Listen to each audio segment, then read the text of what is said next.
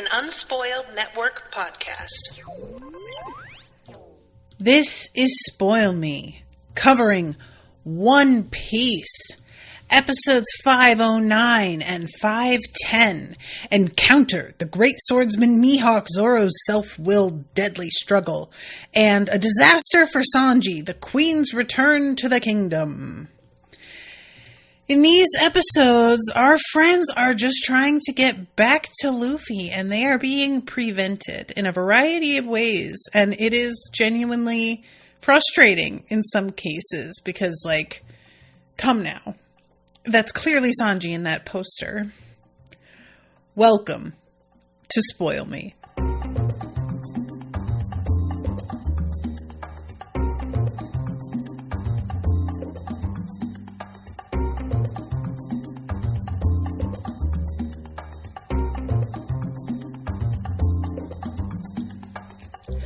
Welcome to the show, everyone. I am Natasha. I am going to say thank you to Florian for this episode. And I'm right. Okay, thank God. I was about to be like, did I not read my thing correctly? But thank you, Florian, not only for commissioning this, but also being patient and me having to postpone it because I did not feel well on Friday or Thursday. One of those things, guys, where you ever been so tired because something's up with your body that even though I'm not somebody who falls asleep watching TV or who falls asleep reading, I could not get through any of my reading that day without falling asleep. I couldn't get through a One Piece episode without falling asleep. I don't know what was wrong with me.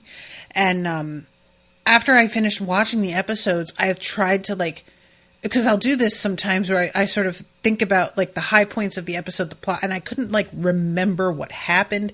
My brain was fucking messed up. But these episodes are really the main thing about them is just what everybody is running up against, the obstacles to getting back together with their friends at Sabaody. And, it turns out that, and this was pointed out at the end of the last episode, but I don't think that I realized exactly what the significance was, because Mihawk shows up, right, at the island, Gloom Island, I think is what it's called, where Perona and Zorro are. And I just thought he was here to deliver news to Zorro.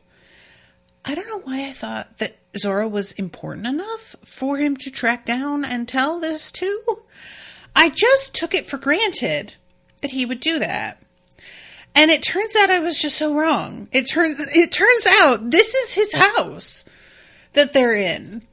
They're chilling in Mihawk's castle, and they are uninvited, and they're very rude house guests, as it turns out, just eating him out of house and home and fucking with his stuff. And I think that at this point, I think that Florian is saying that was so sweet to hear you think that. Yeah, a sweet summer child was I.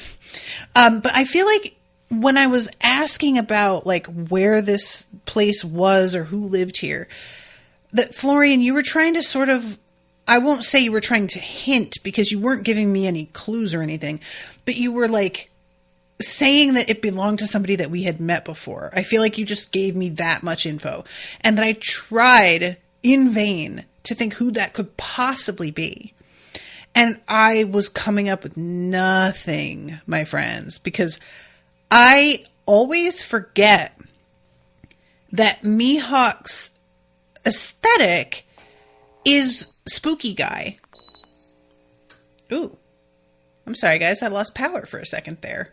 My stuff, my router and my computer, are plugged into a backup battery. So that's why I didn't actually, lose my my feed or anything. But I just heard the beeping of stuff turning on and off. And now the lights behind me are blinking because that's their default setting. Sorry about that. I wonder why we are losing power. But anyway, Mihawk, for me, the fact that he is the greatest swordsman, I would think that his aesthetic would be something that's centered around like fencing a lot more.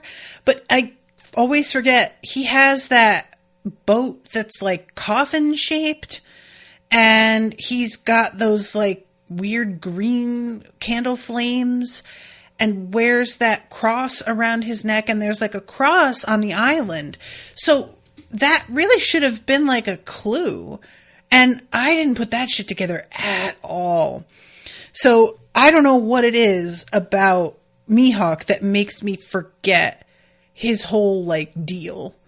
But it's so, I think that I consider, because it's almost like a Dracula, right? Okay. Florian, I was just about to say it's almost a Dracula sort of vibe. And then he types Dracul Mihawk is his name. I think that the reason why I forget is because his whole personality, his vibe is so sedate. And I think of a person whose first name is Dracul, and I'm like, this is a very dramatic motherfucker. And he isn't. Like, he's dramatic in just the fact that he can fight on a level that nobody can compete with. That is inherently dramatic.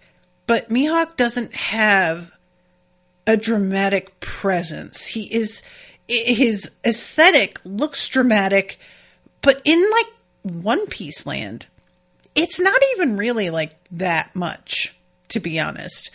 You could actually say that his look is sort of sedate in comparison to what a lot of people are wearing and how they look, and you know what I mean? So like, I think if he had more flair, then I might recall this a little bit more easily. But he just seems so uninterested in his own vibes that I forget about them, is what it really comes down to. Florian says, well, him just sitting there and drinking wine, that is drama to me.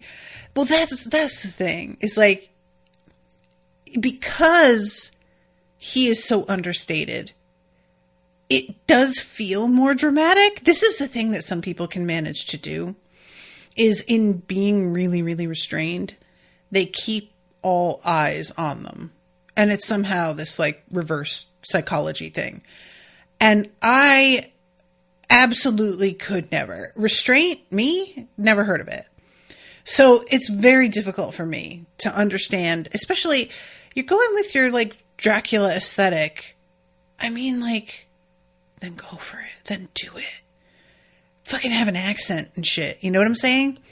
But anyway, part of his appeal is the fact that he doesn't do that. So, okay, I'm getting ahead of myself here, but you know, I just really wanted to start things off with the revelation of whose home this is, because I felt like a real fucking ding-dong for not knowing this right away. And also, when I found out it was his home, I fully thought, this is why the weird apes are like this. They fight the way they do because this is Mihawk's territory, Hawkeye's territory, and it turns out that's not actually true either. That there was like this war going on, and they imitate human behavior, and so the war that left all of this carnage behind is responsible for their warlike nature.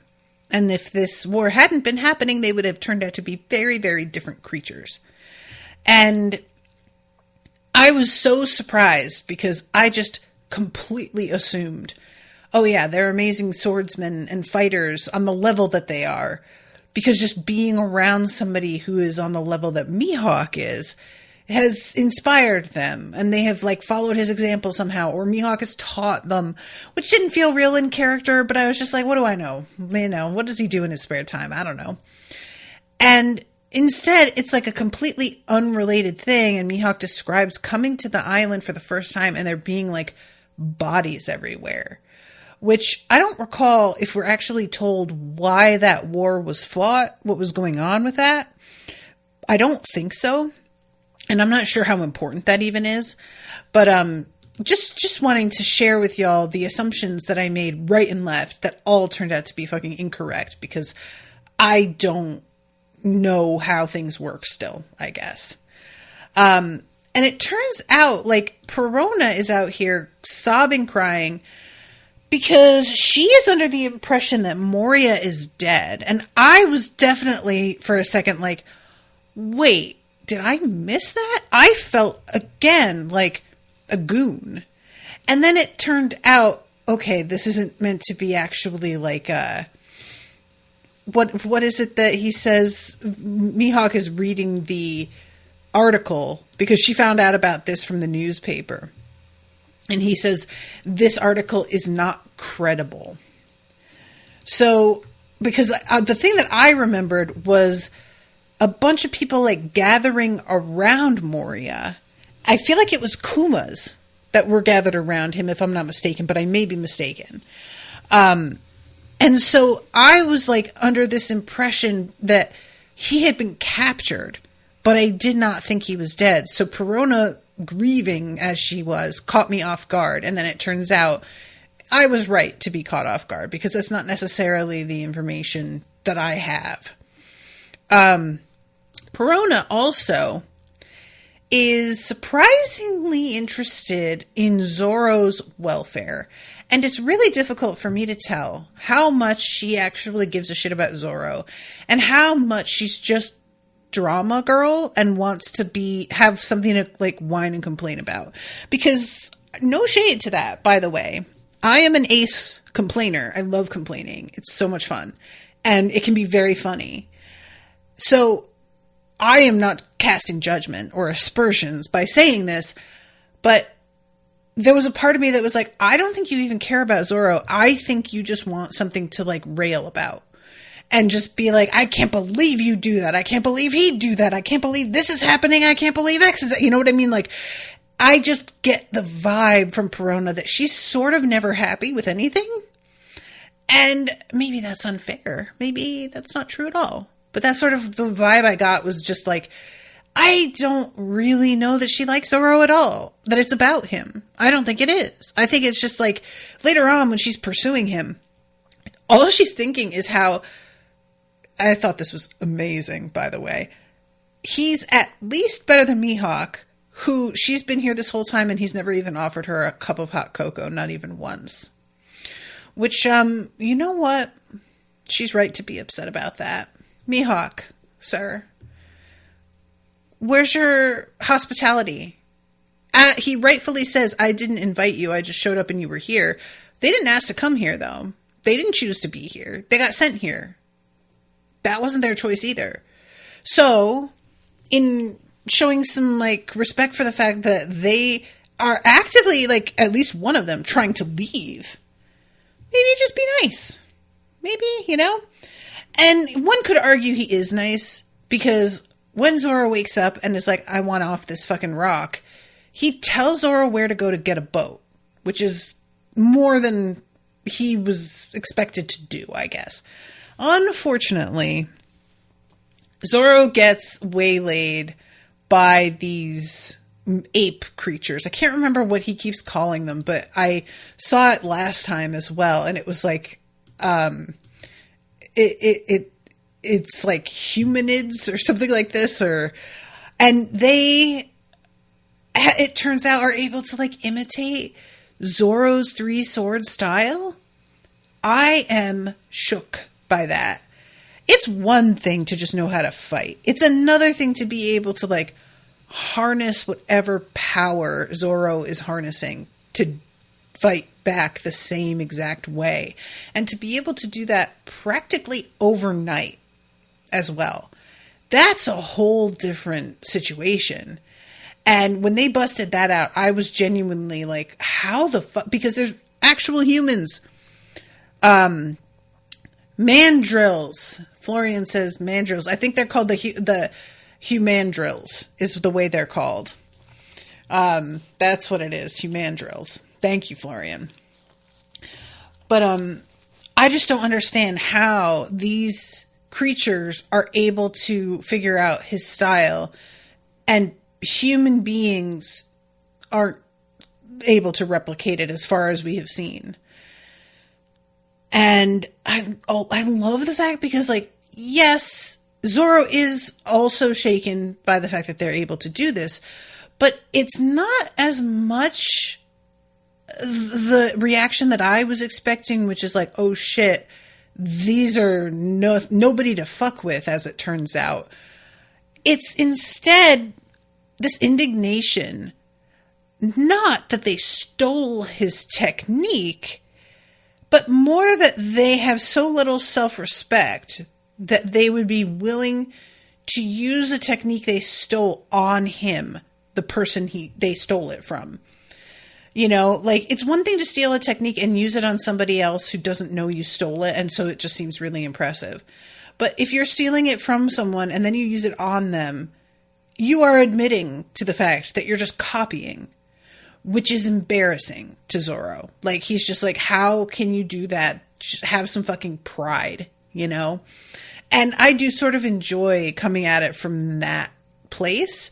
I am very curious about, and this is something that has come up with, like, Luffy as well. I don't know if we're ever going to get an explanation. I don't think, I feel like you guys have attempted in the comments and stuff at times to give me some borderline headcanon explanations for the ways in which Luffy has figured out first gear, second gear, third gear, because we didn't really see on screen him developing these new techniques. It sort of just seemed like he busted out with them out of nowhere a little bit. And that's sort of how I feel about Zorro's techniques as well. I wish that we got to see how he came across some of the methods that he uses. It's not, like, really important. I just find it a bit jarring when he's able to use, like, a demon technique that I've never seen before. And I don't know how he figured out how this even worked. But I'm spending too much time on Zorro. Suffice to say that Perona, like, chases after him to see if he's okay and leaves Mihawk in his castle. And Mihawk has a moment of, like, I'll just let her go. But then he thinks back to the way that Zorro fought and was willing to take a cut on his chest because any marks on his back would be a disgrace. So he comes out and, like, checks up on Zorro as well. And when Mihawk points out, like, that ship's fucked up, so you can't use that, Zorro just says, well, it's not that bad. I'll be able to hold on to it and partially swim. I don't give up that easily. Mihawk says, it's an admirable sentiment, but you aren't going to be able to defeat these creatures. And this is when he describes, this was the site of a great war. When I first came here to live, the island still smelled of blood and smoke. Everywhere dead bodies littered the ground. So that's where they're getting weapons and armor and whatnot from, is like all of these people who were killed here. So he says, now let's leave. It's late. The Humandrils won't set foot near the castle. And Zorro's just like, fuck you. I'm not doing what you say. I've got to get out onto the water. I have to go and find Luffy. And Mihawk just says, all right, fine. Do what you like. Zorro, I've already wasted enough time stranded in this dump. And he says, I'm going to cut down every single one of them. And as he says this, we cut to Perona, who sees him going in once again to this fight. All of his swords go flying into the air. And then we have an interstitial. And when we come back, it's a whole other storyline. So we don't actually see what happened to Zorro. That's just the way that ends. So the storyline we come back on is Brooks, where everybody thinks that he's Satan and that he's going to help them get defended against the Long Arm tribe. All right. I am going to just say this. I had a lot of hope for this storyline. And there are some funny bits. I'm not going to lie. However, it's sort of agonizing. And I think that's the point, right? But it's just difficult to get through because there's kind of one joke and it's just over and over again. It's just said. And the joke is that they think he's Satan. And so they just keep saying the name Satan, either Hail Satan or like Attaboy Satan, whatever. It's the joke is using the name Satan in the way that they are so constantly is the part that's funny. And it mostly does work, but it feels very flat after a little while. And it's also really confusing because, like, you know, he locks himself in this room and he's writing this music. We know he's writing music. And he comes out and he's got this stack of music that he has written. And evidently these guys don't even know what music looks like written down. And so the leader of this group is apparently like, this is something that I always find kind of frustrating. It's a trope that happens a lot, especially when you're dealing with this kind of storyline where it's somebody being mistaken for a god, where you've got like the person who's the actual god, allegedly.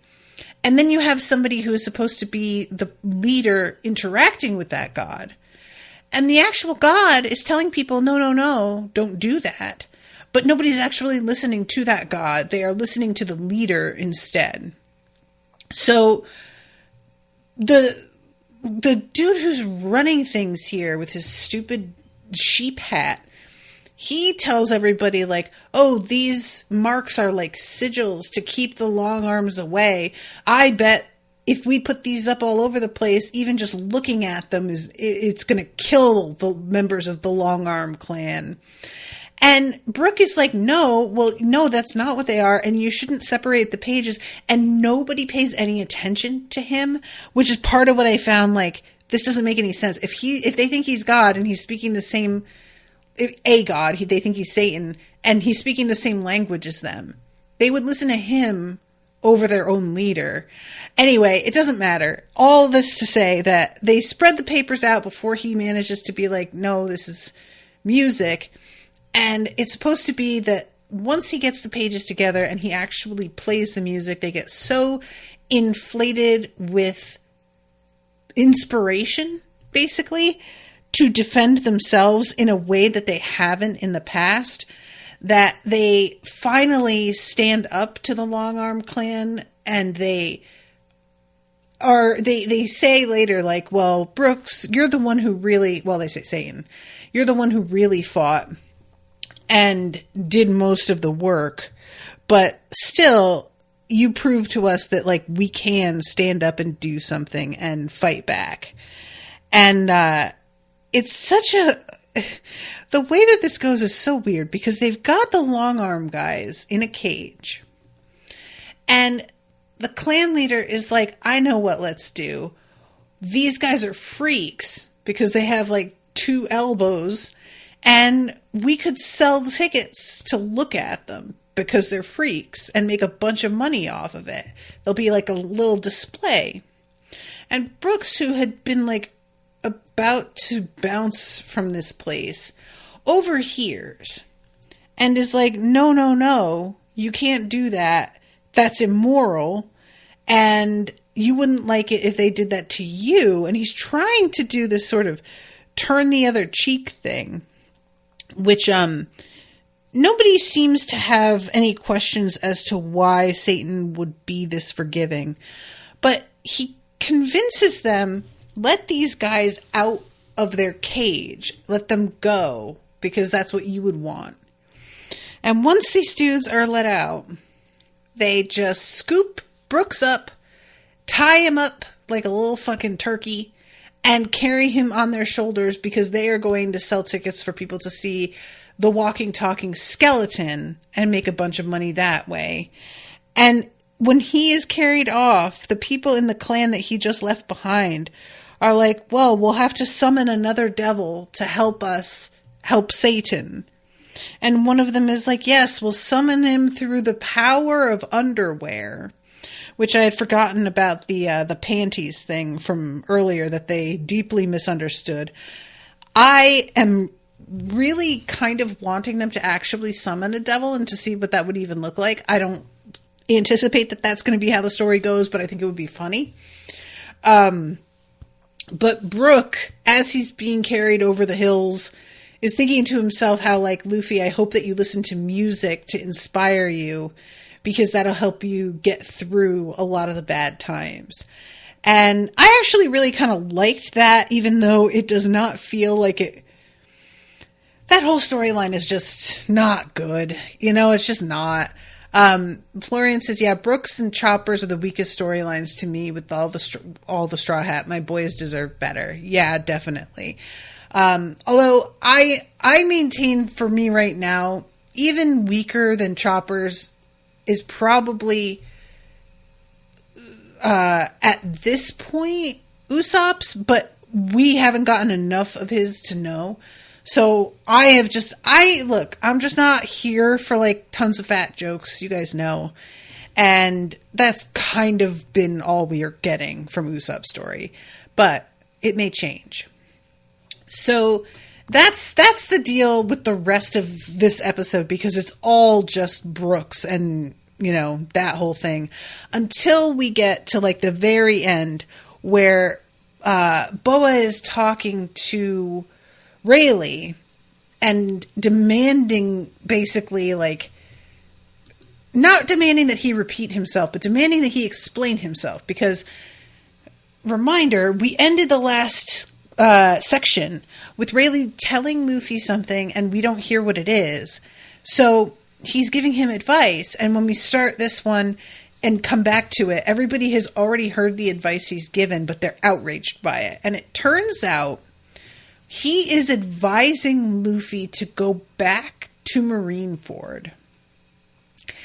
And he's like puzzling over this because of his friends. He's like, I don't want my friends to go through something like that again. So if I do like you tell me to, will it help me protect them? And Rayleigh says, no promises, but it's certainly worth a shot. That said, you do realize you have a lot of work to do. And Luffy says, okay, I've made up my mind. I'm going back to Marineford, if that's what you think I should do. The next episode is mostly concerning everybody finding out that he has gone back to Marineford, but not actually knowing why, and we don't get told why. We're just seeing everybody kind of being like, what the fuck is he doing? Except for Robin. Robin is the only one that seems like to understand what it is that Rayleigh is planning. She has the most understated reaction, and she actually kind of smiles. Whereas almost everybody else that we see is like, are you fucking kidding me? And that feels right to me. Robin always just seems like she's a step ahead of everybody else in the crew, you know? She just always kind of... Look, I'm just going to say it. As much as I don't find Robin to be that interesting a character at this point to watch, I think her backstory is interesting. I think all of that. But, like, in practice, I don't find her that much fun. Despite all that, it will always feel to me like she's kind of slumming it with the Straw Hat Pirates. Like, she has other options she could pursue. She's smart enough and capable and competent enough. She could be doing a lot of other things. And she's here with them because she enjoys them. And so she's kind of like, you know, she's keeping company with people that need her a lot more than she needs them, is the way I'll say that. But, okay, so we have this opening for the next episode, A Disaster for Sanji. Is we get a bit of a surprise here because we hear somebody from a ship who's like telling the Navy to open up the gates of justice. We're naval ship 5963, code number confirmed, blah, blah, blah. And these people who are opening up the gates for them to be let in don't realize that the crew has been completely tied up, and Luffy is here with Jinbei and is apparently like totally healed. And they're coming in. I don't know what they're planning on doing, but Rayleigh is with them. And the guy who's like sort of in charge of the ship is very impressed and has no idea what it is they're after either. He's just sort of like, my God, we've got some real badasses here. So we see them going in, but we don't actually find out any further what they're up to. So we check in with Chopper here. And, we basically get what had been hinted at last time. And that I wound up like, Florian mentioned the birds. And I was like, oh, it takes the bird home. That makes sense. That is what winds up happening. It's really funny how how Chopper is unaware of the fact that he doesn't know where to go or how to get there until he begins walking away. I forget sometimes because Chopper's meant to be a doctor character, and I just assume that means he's smart. He's smart in like a certain way, but not in like a get things done like in general sort of way. So he's over here just generally doing the brokering of peace between the birds and the humans, reminding them to get along. And they give him some cotton candy as a gift. I have no idea how they make cotton candy here. It feels unlikely, but I do kind of enjoy that's his brand now. And they tell him, like, anytime you want to come back, you're always welcome. And he gets real emotional about it. When I can, I promise I'll come back and visit, okay? And they give him a container full of, like, all of these different fruits as well. And when he heads out, he stops, realizes I have no idea where I'm going. And then the bird, the chick, kind of like jumps in front of him and tells him, my father will fly you there. There is a moment when he's just noticed that he doesn't know where he's going. And it goes back to the people, the humans. And I do have my issues with the way they are being portrayed and voiced. But I could not help but laugh when one of the kids says of Chopper, he big dummy. Yes, he is. Bless his heart. But he is big dummy. No arguing with that. So he gets on the back of this bird. We have some hijinks in the air as he's being thrown around and caught by the bird and almost throws up. And eventually, he spots one of those birds that is like a pelican carrying the newspapers of the day. And this is when he comes across the information about Luffy and is just like, wait, what? What is going on? Then we cut from him to the snowy bridge where Robin is. She's on one of those, she's on a train, I think, here. And we get a bit of a flashback where she's being released from her manacles along with all of these other people who were like rescued by the rebels. And I can't remember this little girl's name, but she has drawn a picture of Robin and gave it to her as a sort of keepsake. It's the sort of thing that I think is really, like, when you step back and think about it, it's kind of funny. It makes sense. Especially it makes sense as a kid because, like, I remember doing this sort of thing as well because I love to draw. But Soren is her name. That's right. But the idea of giving somebody a portrait of themselves, like when you're making it and you're like, I drew you, I'm giving this to you because I made it of you.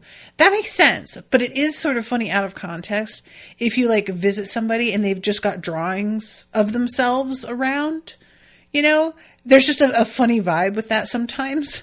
And it was something that when I was doing a lot of drawing in college and in high school, we were like set to do self-portraits. And I remember how odd it felt to just stare at myself in the mirror and then draw myself. It felt very like vain, even though that was not the point. So I just found this kind of funny. But yeah, Robin tells Soren goodbye, and Soren says, are you going to be back? And Robin nods, doesn't say anything, and doesn't give like a date, but she nods. So we'll see how that works out. I have to assume that like some of these storylines feeling kind of unfinished are going to come up again later with our friends, you know, that they're going to get involved. So then we have, oh my God, Bunny Joe is the name of that guy. Bunny Joe, what on earth? And he is talking to Robin about where it is that she's headed. And he calls her the light of the revolution. You're the only survivor from O'Hara, the brave country that fought against the whole world. And now that we've finally found you, we will shield you from the government at all costs. Those are our boss's orders. And he explains to her that Dragon is the leader of the rebel army, Luffy's dad. And she's just like, wow, wild, the way that things overlap. He wants to introduce her to Dragon. He's like, let me bring you over there myself. And that way, you know, you can, and she says, I can't, I have to return immediately. But a part of me really felt like that was not the move.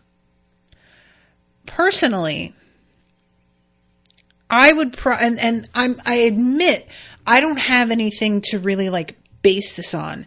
This is the sort of thing that I would make assumptions and they might turn out to not be true. And I might have wasted my time and everybody else's, but I'm just going to tell you how I would feel about it. If I'm trying to get back to Luffy really urgently, and I find out that the leader of this revolution is Luffy's dad, I am definitely going to speak to him to not only get me back to Luffy, but to involve him in whatever is going on with Luffy, with him going back to Marineford. I don't know if he would have any interest, because the fact that Dragon has seemed to like not kept super close tabs on Luffy most of his life, I don't really know what to think about his attachment to his son. It's as if he didn't want Luffy to know he was his father. And maybe I'm wrong about that, but I just, you know, there's potential for, if Robin were going to do what I just suggested, Dragon might not want anything to do with Luffy and would be like, look, I'll get you to Sabaody, but I'm not involved. I'm not, you know, like, this is not my fight. I just think I would want to explore that avenue. It would just be the thing that I would leap to first. And when, the fact that she like just immediately turns this guy down kind of surprised me. And she's like, I don't need you to look out for me. After all, I have my friends. And I'm like, girl, they're not here. Like, you need somebody looking out for you. Look at what happened. You got captured and thrown into a prison, and some bad shit very nearly happened. If it weren't for these folks showing up, they are your friends too now. Maybe include them in your little mental crew. That's all I'm saying.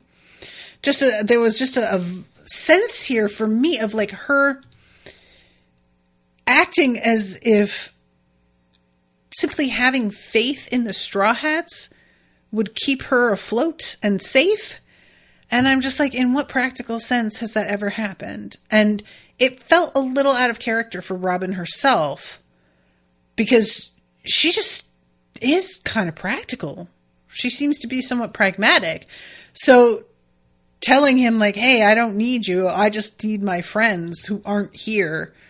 And she says to him, your army seems to need me. And I would like to know why. And he says, between here and where you're going, you'll notice a lot of ghost towns, because a lot of this country relocated when the construction was going on. That one there, for example, is from 300 years ago. They kept building because the world nobles ordered it. But honestly, the reasons don't matter. That doesn't justify the deaths of those who've been enslaved here. It's all the same. And this storyline is sort of, basically the point is the nobles just want this bridge built because it would make traveling easier. And they don't care how many lives they have to sink in order to get it done. Right? So the thing that I feel is sort of missing a little bit is the presence of the nobles. We have the armies punishing the people.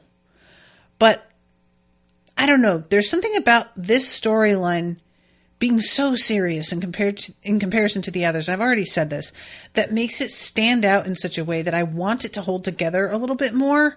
And it just feels like they're trying for something that isn't quite gelling. And it may just be that we need more info. I don't know. But we have all of these guys like seeing the newspaper and the news about Luffy and bringing her that article so that she finds out like, oh, good, he's safe. And there's a moment when she gasps as she continues reading, but then she smiles. And Bunny is just like, are you amused or upset? And she says both. And that's the end of what's going on with her. Interstitial.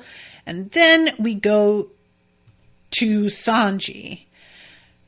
I have a question about what the deal is with this constant imagery of the wave washing up onto the beach and leaving shells. Because I think it's supposed to be that the white one is Sanji, and when it washes up and there's a bunch of like yellow shells, those are supposed to be the other people on this island. And then eventually there's like a really large shell that's, I believe, supposed to symbolize Eva. But it's just sort of a strange, it's just odd. You know, like, this isn't the sort of thing the show does all that often. There have been weird moments. I'm trying to remember because I know that back when we were at Usopp's Island, was it a snail? Or a turtle? Or a frog? There was something that was, like, swimming in the bay area, like, just... Our camera would constantly go back there to this one animal, and it would be occasionally falling off a rock and back into the water. And it was just a sort of bizarre visual thing they kept doing. And that's what's happening here with these shells washing up. And I don't really get what the deal is. I feel like maybe it's just to fill time, to be honest, because there's not a lot going on here. Sanji is trying to explain that he wants to leave to see Luffy. And basically, the women on this island are all just like, well, that's just a ploy for you to escape. Which, it's sort of, at this point, after he has gone ahead and embraced the makeup and the dresses the way that he did for a while, it's sort of weird that they still want to keep holding him here. Like, why is it important to you? And he even says, like, even if it is a ploy, I just want to leave. And they refuse to let him.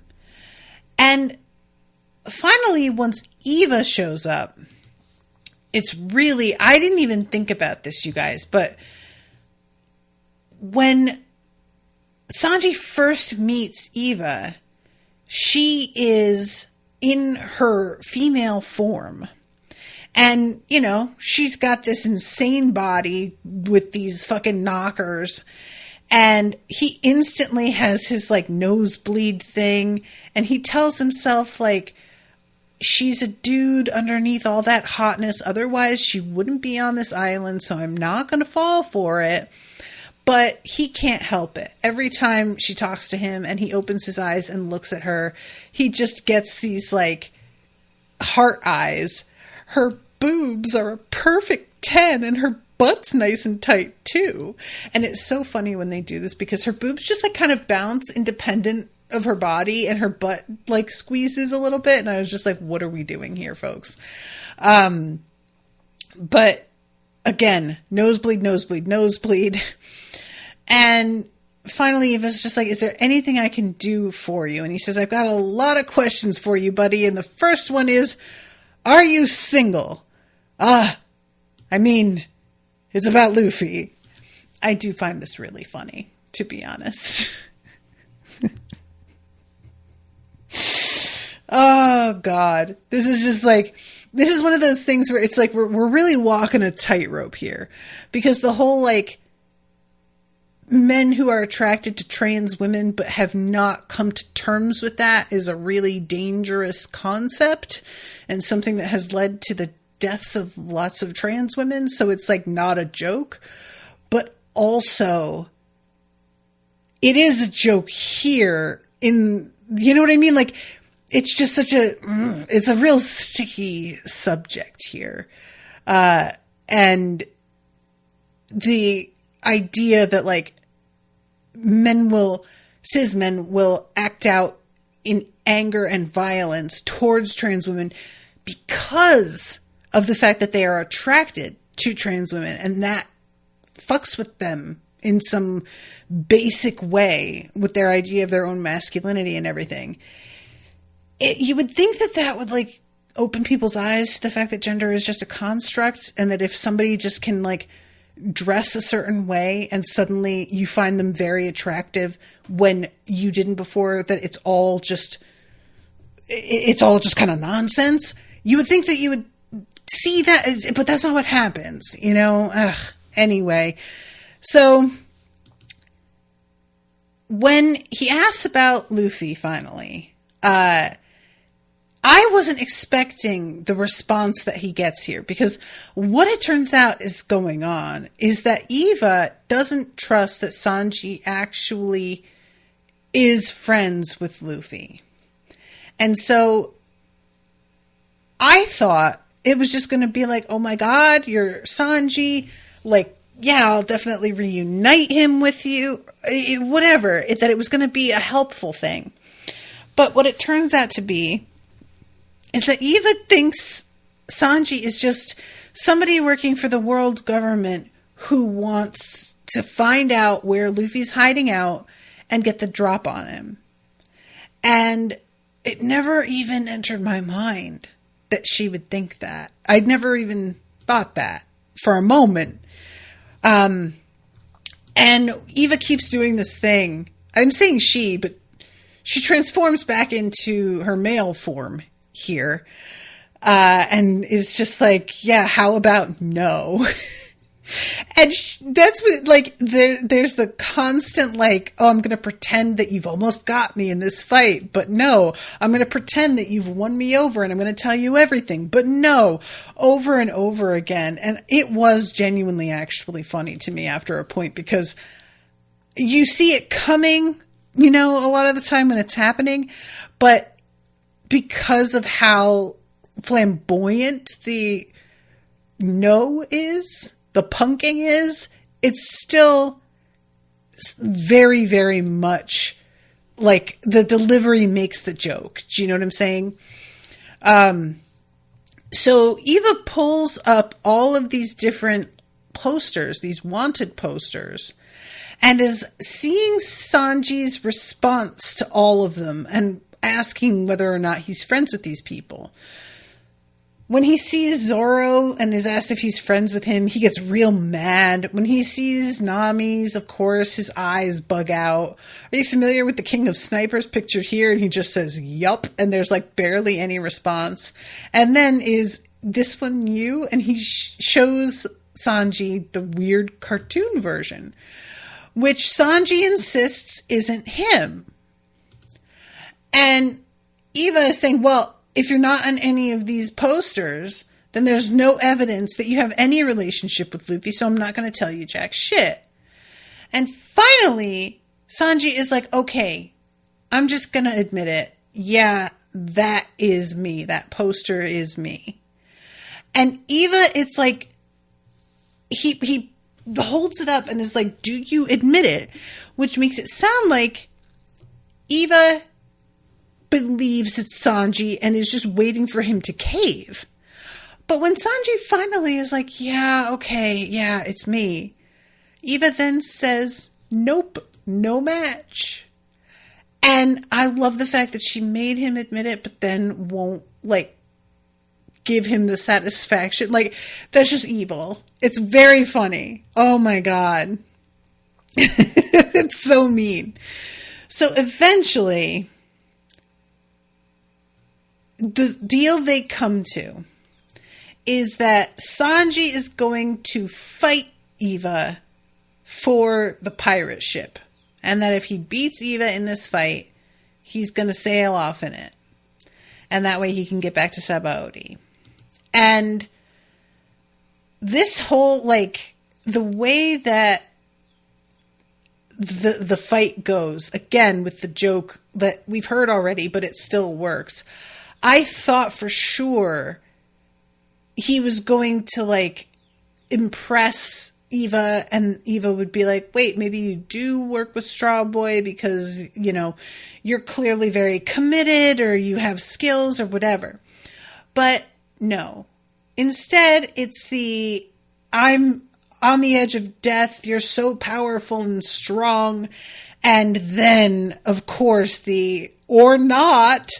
And Eva just absolutely destroys Sanji. Like, Sanji he's using his red hot leg thing that he's got going on. So he's using some of his best moves, is my point. And it makes no impression. And Eva says, I dare say you could benefit from some discipline. 44th aesthetic technique, hair removal fist. And we just see her, like, going in, and the camera pulls back, and we hear her yelling, like, death wink, hell wink, galaxy wink, and poor Sanji just, like, just clearly getting the shit kicked out of him. And then the bell, and Eva is standing over him, and Sanji is bloodied and bruised. His clothes are a shredded mess. They're like, he's twitching, basically. And Eva says, all right, Mr. Curly Brows, I'll give you an update on Straw Boy. And when he says, wait, what made you change your mind? Eva says, oh, please, there's no need to hide what the whole world knows anyway. And he throws down the newspaper that has the article about the fact that Luffy has gone back to Marineford. And the fact that Eva has this paper and just beat the shit out of Luffy anyway, or Sanji anyway. Just, Eva, why are you like this? What are you doing? What is this? It was honestly very funny, though. So we then have Eva going and talking to, the Baltigo, where Dragon is. And Eva is saying, like, were your men upset about finding out that you had a son? And Dragon says they were actually happy to find out their mysterious boss didn't have a heart of stone after all. But it doesn't make any difference now, because Luffy's not a kid anymore. But I was surprised to hear that you were with him. And Eva's just like, yeah, fucking coincidence, but destiny's weird. What with that prison break and meeting your bundle of joy, I have to say I have questions for you. And Dragon says, I'm sure you do. The time has come for us to call our commanders from every corner of the world as quickly as possible. Now that Whitebeard is dead, the government regime and the world's situation are going to change. Not only that, but it occurs to me I haven't gotten to tell you what happened to Kuma. And so, you know, I'm sort of like thinking that my assessment of what Robin should have done was probably the right one. She should have gone to Dragon, because this seems like he is involved and he wants to be part of everything, you know? And yeah, Eva is just like, yeah, about Kuma. Like, I couldn't believe the fact that he was about to try and kill me. Working for the government was already quite terrible. But now they've got clones of him. Like, what the fuck is going on? And have you seen today's news? Straw Boy's thrown me for a loop yet again. He's just as wild as his father. He seems to be relaying some kind of message. And we see just a real quick shot of Luffy standing with his eyes closed and his head sort of bowed, holding his straw hat over his chest, and in the background, all of this smoke, what looks to be sort of scaffolding, like they're rebuilding Marineford, and a bunch of Marines with weapons raised behind him. And that's it. That's all we get. And it's the end of the episode. So I have no idea what it is he's trying to do. Like, a part of me was like, is he attempting to sort of extend an olive branch? Like, I don't see how that is possible. The only thing that I could think was that it might have something to do with Garp, but maybe it's just that he's like hoping that if his friends gather on Sabaody, that if he makes enough of a spectacle of himself here, that it will be a distraction. But like, there's got to be more to it than that. There has to be something that he's attempting to accomplish. I really don't know what it could be. Like, I don't have any ideas. I really don't. So, sorry about it, folks. Sometimes I come up with stuff, and some days my brain is barely functioning, and this is one of those days. Florian is in the chat saying, loving this. Oda milks that wanted poster joke so hard. I honestly, like, that wanted poster has popped up a couple places for me recently. Like, there's I think I mentioned this place before, but there's an area near us that's got a lot of like Korean restaurants and also Korean like stationery store and a sort of Korean dollar store. It's more than $1, the way that our dollar stores are now more than $1, but that kind of vibe.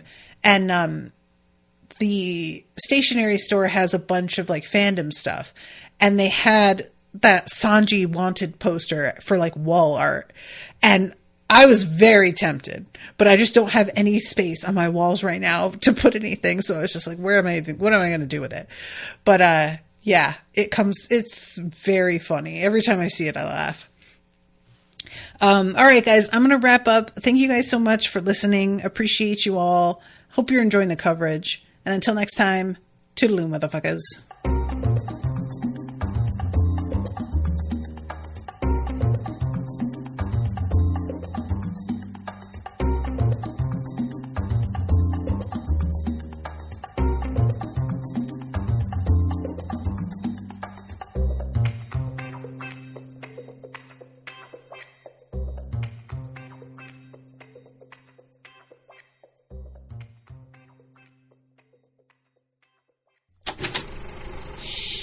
That was an Unspoiled Network podcast.